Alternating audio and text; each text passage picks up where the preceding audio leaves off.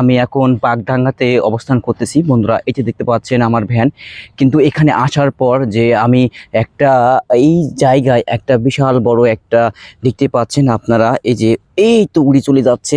আমি চেষ্টা করলাম আপনাদেরকে দেখানোর জন্য, কিন্তু বাট সে এখান থেকে উড়ে চলে গেল।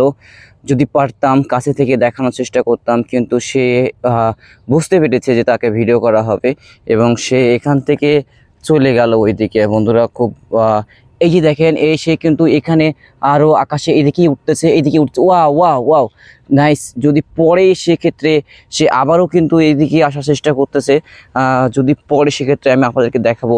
কিন্তু সে সে সে সে আসলে বন্ধুরা, আসলে সে বুঝতে পারছে যে আমি তাকে ভিডিও করব, যার কারণে সে কিন্তু উড়াল দিয়ে চলে গেছে। আমি দেখাতে পারলাম না।